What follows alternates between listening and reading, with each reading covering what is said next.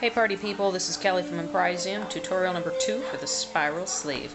It's not that exciting yet. I have my pattern pieces cut out. I have all of my materials. I have 4 long strips and 1 little cap guy. You may have different numbers depending on how wide your spirals will be. So let me break it down. I have the pattern piece, and then I cut out a little wider for each one. Let me show you on this one.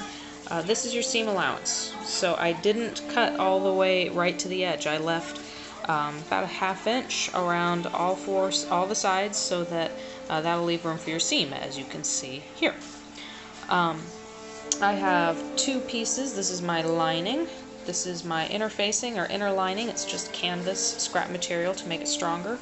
And then I have my outer material. This is some cool orangey velvet stuff. I wanted to have 2 alternating pieces of material for my spirals, so I have black velvet, and then I have the rust-colored velvet. And before I cut out the final materials, I marked these so that I knew that which was which. So you can see that this one has a pink dotted line on it. This one is blank, so I knew the blank one was the orange, the one with the pink was for the black. So these guys will alternate back and forth and hopefully look really cool.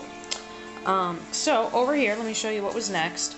The next step was to baste the lining to the interfacing canvas.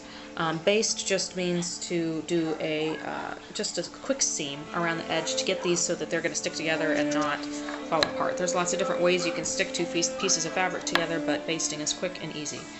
And then after that, the next step will be to put these 2 pieces together. Now the velvet face goes to the face of the lining. The reason you do that is because the next step, after you sew it around, is to you're going to want to flip this inside out, and that way you'll have your final layers will be on the outside, all this ugly stuff will be on the inside. Before you turn it inside out, you're going to want to snip your edges, and then anywhere where it curves you'll want to do little notches in. I haven't done those yet. The notches and the snipped edges allow the seam to lay flat once you're done.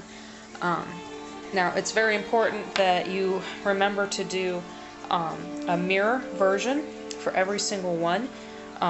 So this shows it really easy because it's a smaller piece. But each one of these, as you do this, as you baste the lining to the interfacing, you're going to need to make sure that the next one you do, you flip it over and do a mirror version.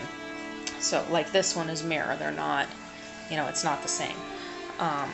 Because we are mirrored. I'm sorry if some of this is pretty obvious, but I'm trying to state the obvious for those people who are new to sewing.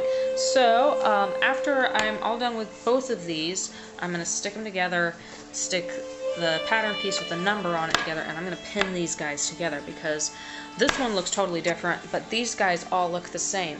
So as I finish these, I want to finish them and pin them together with the numbered pattern piece before I move on to this one, so I don't get these mixed up. So if that's obvious, you can write duh in the comments section, or come up with some silly reason why ponies like to eat pizza or something. Anyway, moving on, I'll show you next when I'm done with it.